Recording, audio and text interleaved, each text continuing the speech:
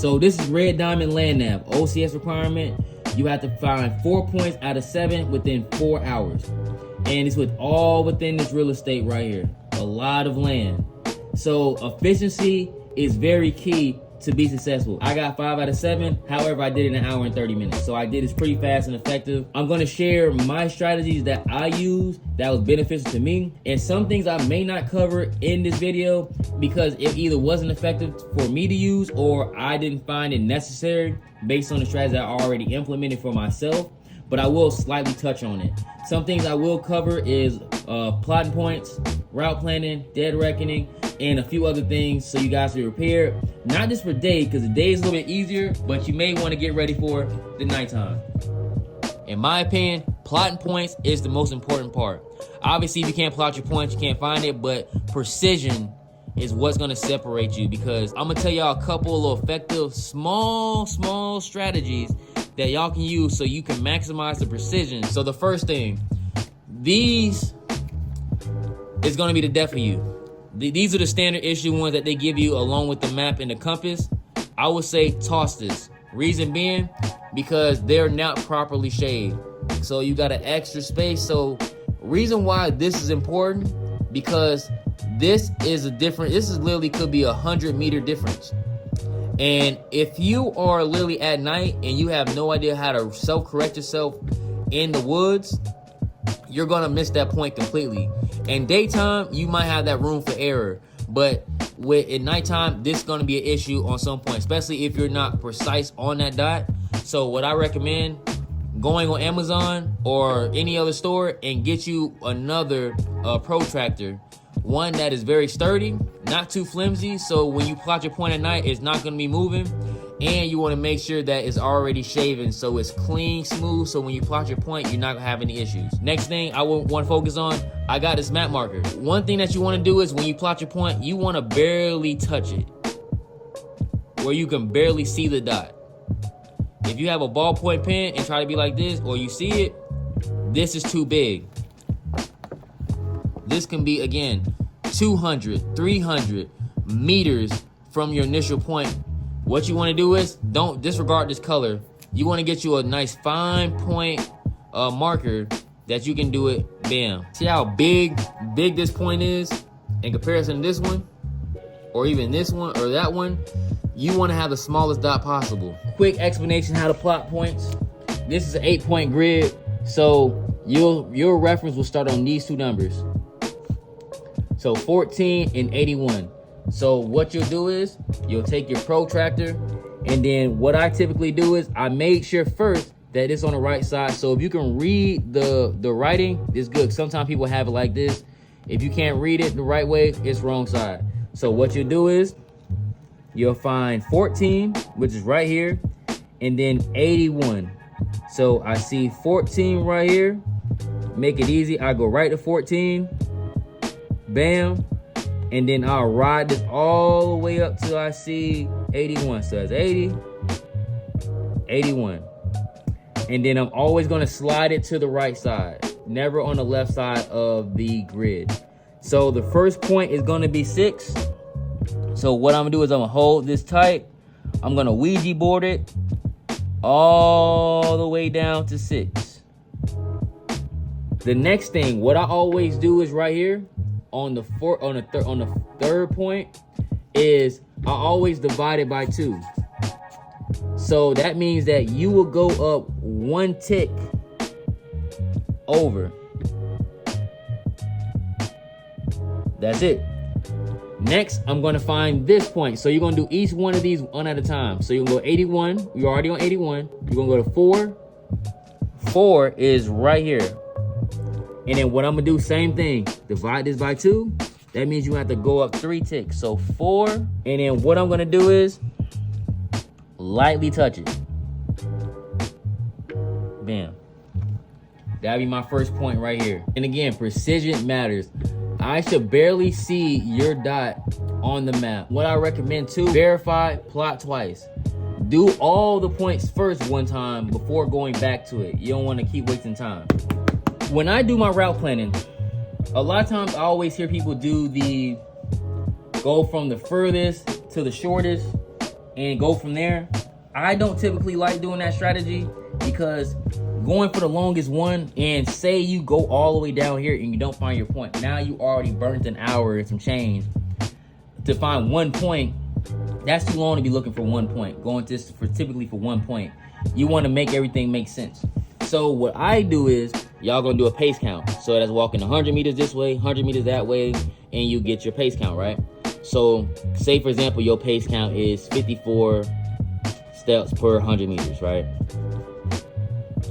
When y'all do this, I want you to get your watch and track how long it takes y'all to walk 100 meters. So say it takes you to walk 5 minutes to walk 100 meters, right? What I want y'all to do to make this number realistic as possible, I want you to incorporate a plus or minus system with this. I want you to factor in a +5. This is gonna be incorporating terrain, maybe shorter step, maybe more timid, and so forth. And a few other elements as well too, and nighttime. So to walk 100 meters in this case will take between 4 minutes on the high end and 10 minutes. This is probably gonna be a more realistic number right here. So reason being, because you're not always gonna walk 100 meters to get to your point. It may be 200, 300, 400, and so forth. Also, how to distance out your points. So you know how many meters you have to walk to get to a certain point. However, all roads are not created equal. An 800 meter walk from here to here, for example, is different from here to here.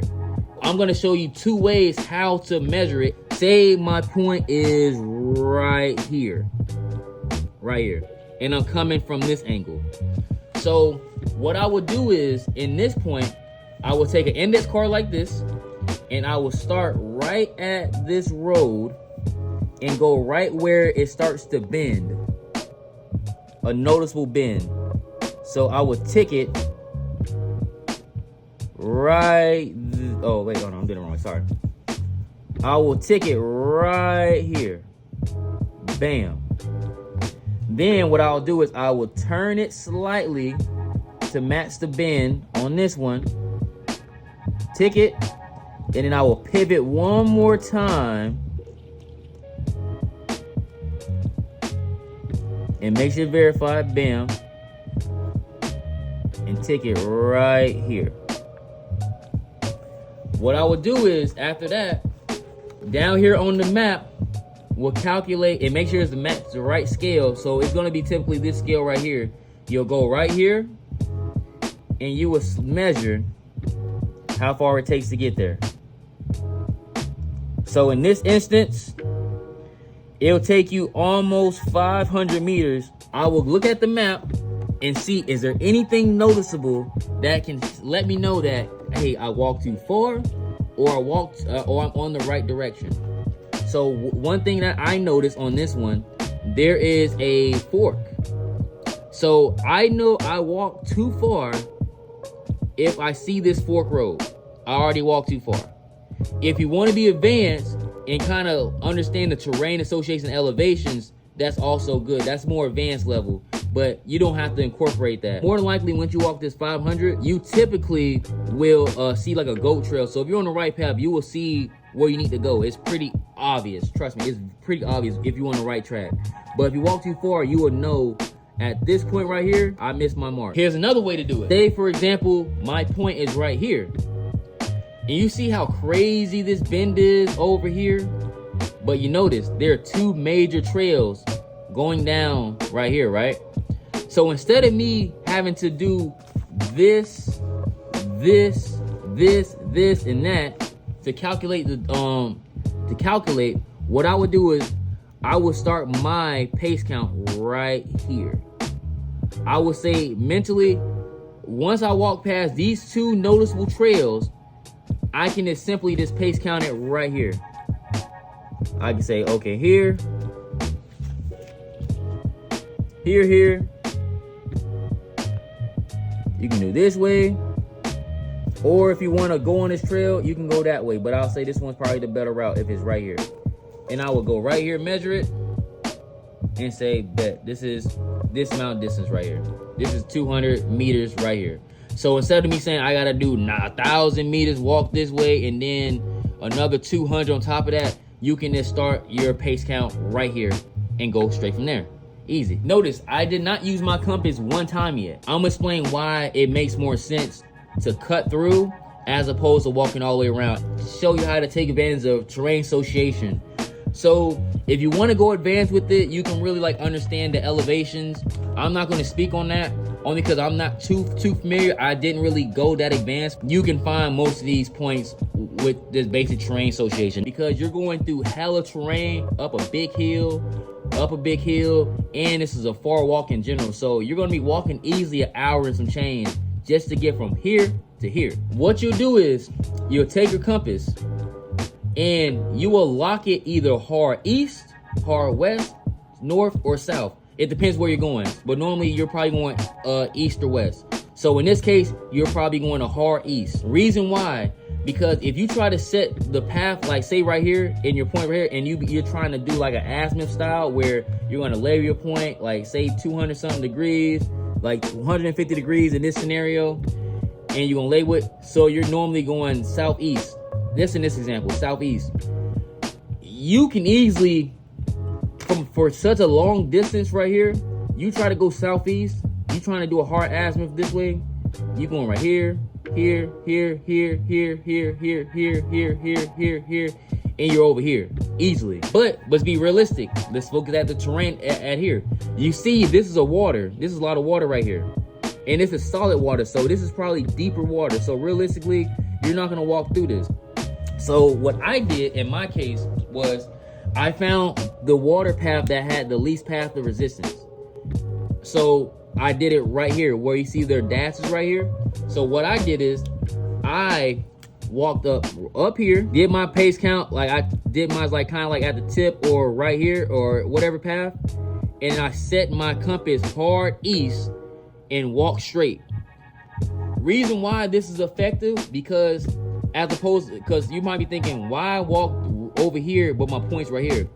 Reason being because you can easily mess up right here because you want to set a hard contingency where you at, because no matter if you walk straight east, no matter what, you're going to hit Anzio. These are small contingencies, but this can mess you up because say you're trying to get to this spot.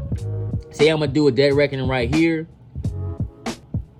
You probably might accidentally get right here, and now you're thrown off. Like I said, it's gonna be some water. So what I highly recommend, I got these for myself. These are like $8 on Amazon, probably 12 at the most. Get these rain boots, right? Rain cover boots. Put these over. You can walk right through that water, no issue. You can go to CCIF and get the big rain boots, but I personally did not see anybody bring those big bulky boots on with them when it was time to go land, because when they're big, they're bulky, they don't fold up. And you have to wear them at all times because they're big. You can't fold them. So nobody wore those walking through this terrain. But if you bring one of those, you can literally fit that in your pocket. You can fit that in your flick. You can fit that in your back, in your pants, and you can just take them out and put them on and then take them right back off. And they quick dry. But however, I wouldn't want to put these on walking on big terrain. So if you are scared of the water, I highly recommend going there. I got the link in the description below.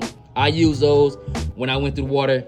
It was no issue. Here's why this is important for our time and efficiency, because you was already willing to walk an hour and 20 minutes or 30 minutes or even more to get to this point. If you just walk right through here 40 minutes, guess what? You have an extra 30-40 minutes to find this point, because when you get over here, you already wasted an hour and 20 minutes getting here. So guess what? Now you have only like 10, maybe 15 minutes to find your point. But that's already an hour and 30 something minutes that you already gave up just to find one point. So instead of me killing 130, I already found my point within just say 50 minutes. That's a big gap in time. And then not to mention, you walk this 120 meters, it doesn't guarantee you find that point. So now you already wasted an hour and 30 minutes and you didn't even find a point. Now you have to go walk somewhere else, because more likely if you're scared to walk through this, you're probably scared to cut through other spots. So you're gonna have to walk all the way around and find this point, all around and find this point. Now you're 2.5 hours in, and now you probably got like 2 points, or maybe even one at this point. Now you're like, oh my God, now you're panicking, trying to rush, and now you end up failing land nav, or you're gonna be really chasing time. And this is another advice I want to add too. speaking of time, don't use time as a luxury. This is gonna be pretty common for a lot of people. They're gonna that failed or didn't qual or something. It's gonna be like it's gonna be a conversation like this. Man, I found my first 2 points within an hour, and all of a sudden something happened, and then all of a sudden it's 3 hours left, and then I end up busting time and can't get back. That's kind of how it works. So the way you can eliminate that is always find the most effective route and get to it as fast as possible. Don't all of a sudden get these close route and be like, know what, I'm gonna take the long way. Don't do that, because you can get lost, you cannot find your point, and now you're back to square one. Always plan accordingly. Never take your time, and then if you need to readjust where it makes sense. Do not give up on your points too fast, but know when to give up. If you can find a shorter route where you can walk 45 minutes, you already got 30 minutes of leeway anyways, because by the time you would have got there, you would have already been searching for your point already. And then you have to add in another 15 to find that point, if that. So you have that time to kind of like go a little deeper in the woods to find your point, because you already got that extra time to spare. But if you on 2 going on 3 and the other point is nearby, I would just use that a lot of time I was already going to use when I would have got there. So say it's 45 minutes, I got there, I already took 30 minutes to find this point. It's already an hour and 20. I would have just been showing up. I'm plus 15 in to find this point anyways. I'm just using that 15, the point I would have got there. I'd have been this on my normal path if I would have took the long way. So that's the only time I would use that plus 15 in that situation. You should be able to find that point in 30 minutes, but if not, use that plus 15 if the nearby point is next to you. But if you're on point number 1 or 2, say like right here, if you right here to here, you shouldn't take an hour and 10 minutes to find this point. It is what it is. It's right there. It's a 5-minute walk to get there. It shouldn't take you 30 minutes, 40 minutes to look for this point. Personally, I didn't shoot an azimuth, but I'll tell you the best time to actually shoot one. When you're in the pit where you get your points and you have time to plot your points and set your plan, do not calculate your azimuths over here.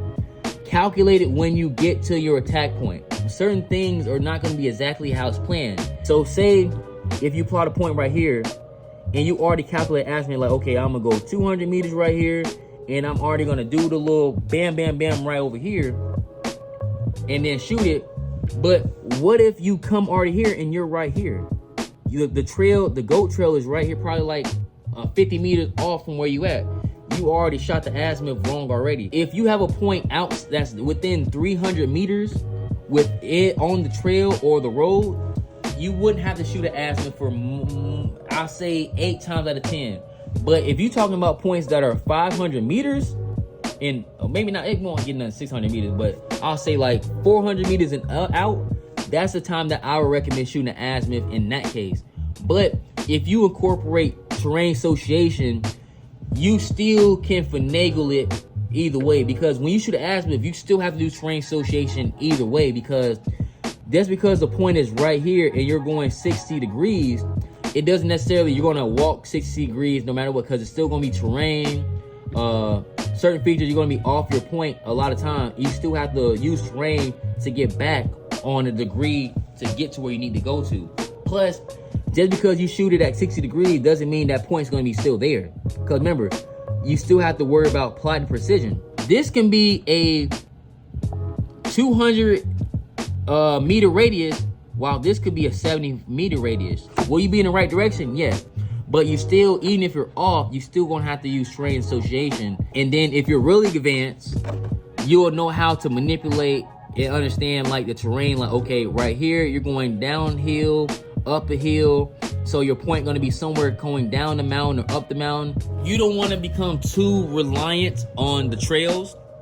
Reason being, because even though I'm contradicting myself, if you count 400 meters, right? And say, for example, you see a trail like 398 or 402, more than likely that's the trail you need to go to. If it's something deep in the woods, like say right here, right? That's probably like 500 meters in. A lot of times with these woods, they have a thing called deforestation. where they like to burn parts of the woods down for whatever reason. I don't know the reason. You can ask the environmental police, whatever. So some of these trails can get burnt off. So you might get a trail that veers off, new trails that come in, and it may not be the trail to the point.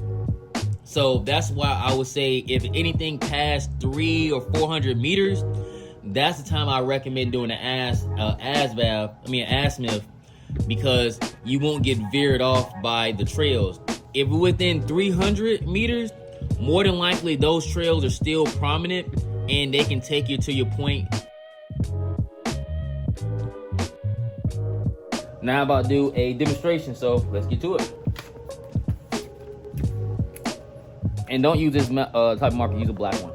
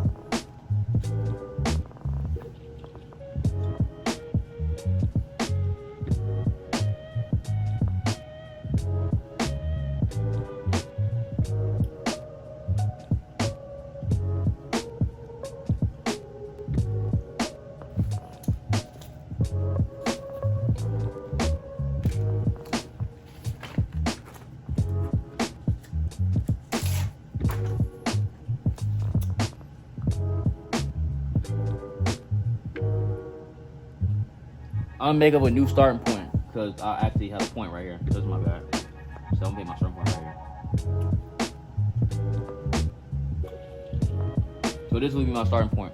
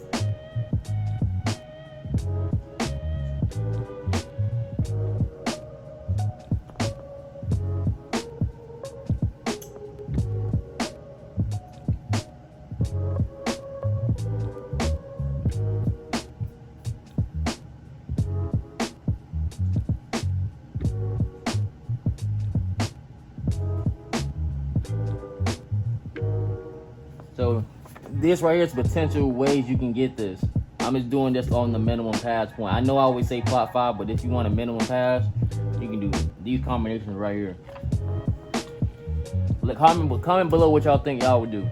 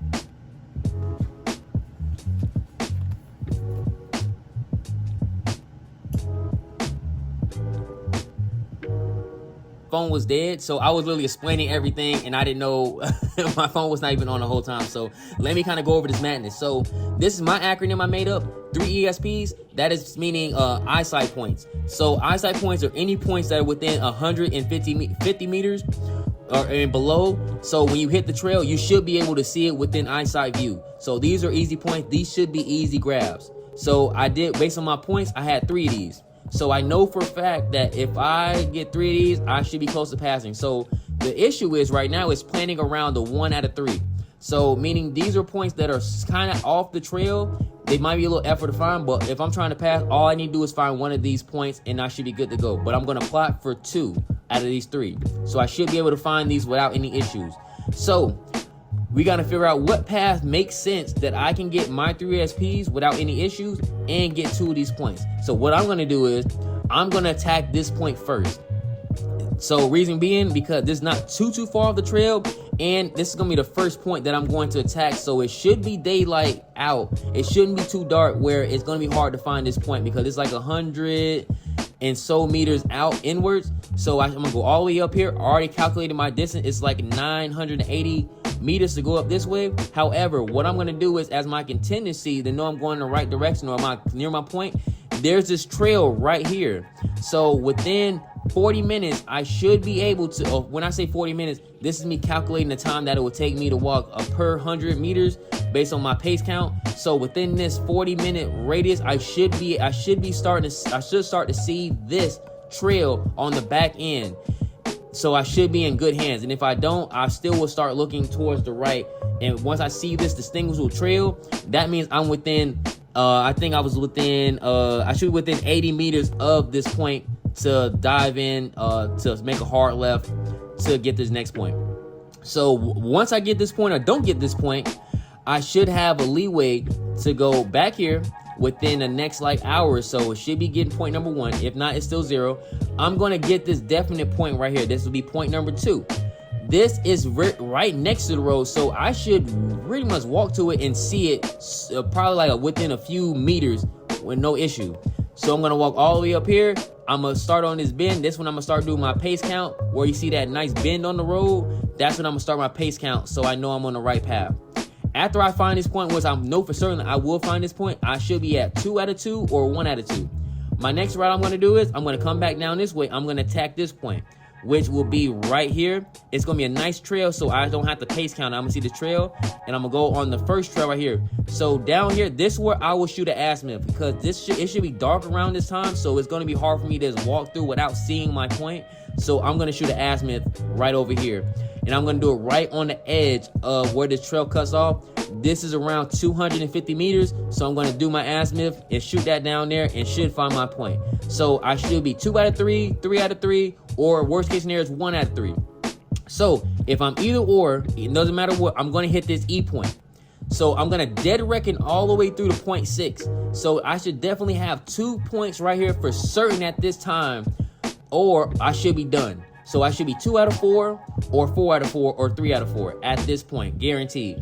So I'm going to come down here, either depending on the time, I'm either going to dead reckon through here. If I got 3 out of 4 or 4 out of 4, I'll be done. If I'm on a situation where I am 2 out of 4, I'm going to dead reckon to this point and get here. I'm gonna cut right through this and get dead reckoning right here. But I shouldn't be on that pace, so I'm gonna walk all the way around. I'm gonna get the 4 point. I should be at 5, or just simply be going home, and I should be squared away. If I do everything right, without any issues, I should be done with my 4 point within 2 hours and 30 minutes. And if I want to get my 5th point, I should be done within 3:15 based on the path of travel and based on the time and the final point. So let me know what you guys think. What would your path of travel be in this point? I'm gonna put the points below, and you can kind of calculate it on your own and see what you guys do. And let me know in the comments below, and also share knowledge on if you find a better route or how would you play it out. So goal is mainly this to pass. If you want to try to shoot for 7, shoot for the 7, and go from there. So let me know what you guys think. Hit the subscribe button, and I'm out. Gone.